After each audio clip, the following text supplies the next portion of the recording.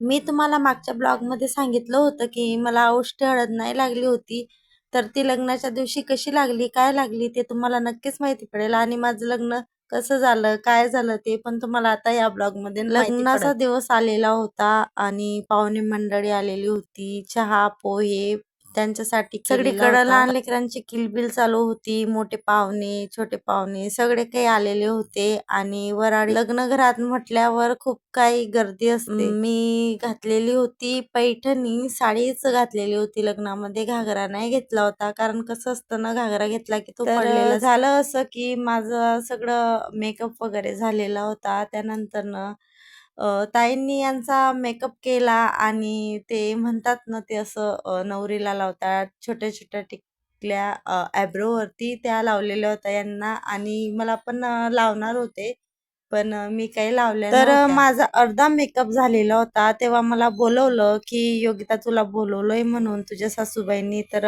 मी ज्यांच्या घरामध्ये साखरपुडा झाला होता ना आमच्या, त्यांच्या आणि तिथं जाऊन मला त्या अगोदर त्यांना हळद लावली थोडीशी ओली करून आणि त्यांच्या अंगाची उष्टी हळद मग मला लावली.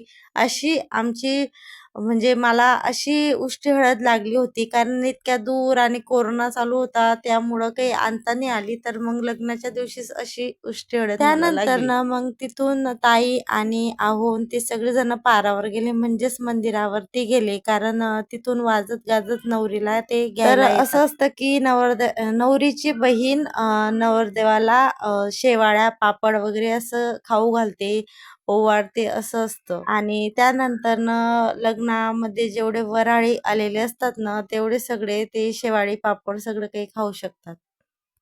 लॉकडाऊन कोरोनामुळं माझ्या मैत्रिणी पण नाही आलेल्या होत्या आणि यांचे मित्र पण नाही आलेले होते आणि माझं लग्न पण हे गल्लीतच लागलेलं आहे कारण कोरोनामुळं आहे ना, लॉकडाऊनमुळं आम्हाला परमिशन नाही भेटली होती, नाहीतर आमचं लग्न पण मंदिरावर लागलं असतं. हे गावामधलं मंदिर आहे, गावाच्या बाहेर एक मंदिर आहे, खंडराव महाराजचं मंदिर आहे ना, तिथं आमचं लग्न होणार होतं.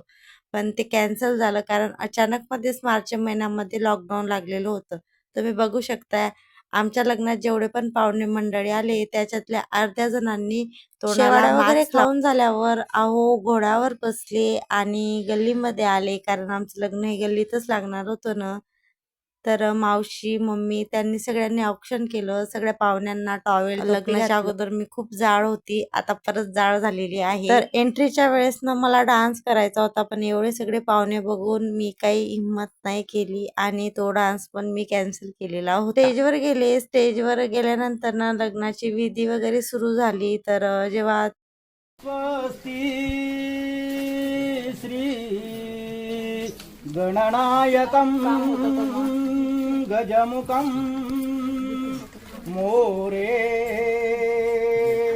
मोरेश्वरं सिद्धितं बल्लाळो मुरुडाय गमनं चिंतामणि तेवरं लेण्याद्री गिरिजात्मकं सुरवर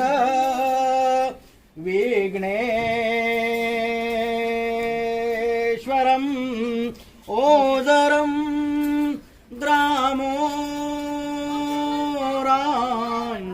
संस्थितो गणपती कुर्यात् सदा मंगलम शुभम भवतु शुभलग्न सावधान.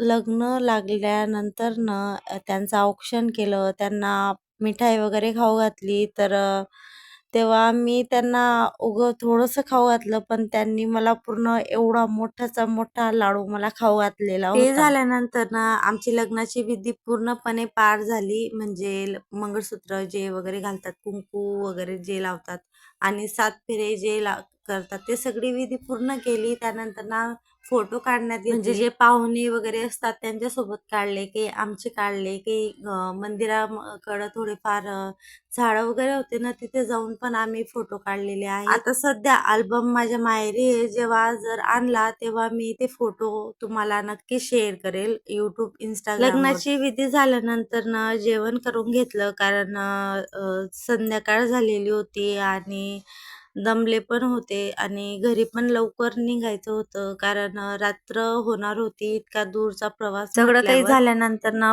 5-5:30ला आम्ही निघालो.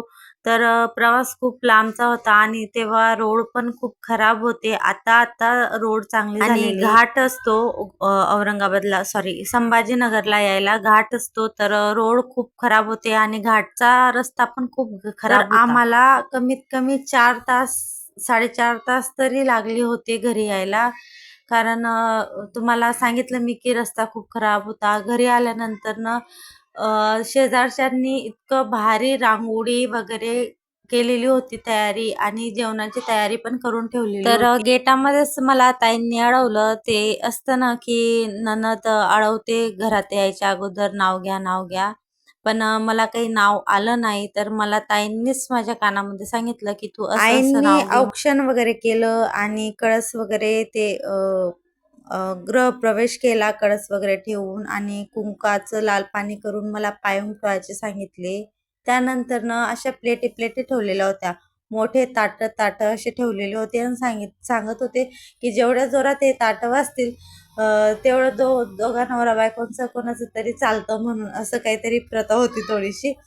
त्यानंतर ना ते झाल्यानंतर ना आईंनी आम्हाला दोघांना पण मांडीवर बसवलं आणि आरशात बघितलं की तिघांचा चेहरा आरशामध्ये दिसला पाहिजे. ही प्रथा म्हणजे अगोदरच्या जेव्हा शिवाजी महाराज होते ना, तेव्हा पण त्यांची सिरियल होती ना, त्याच्यामध्ये पण मी बघितलेलं आहे. तर ते आईंनी आमच्यासोबत केलेलं आहे. खूप मजा आली, पण तेव्हा मी खूप घाबरत होती, कारण जाड होती ना, तर आईंच्या मांडीवर बसायचं होतं. तर माझी अरेंज मॅरेज स्टोरी कशी वाटली?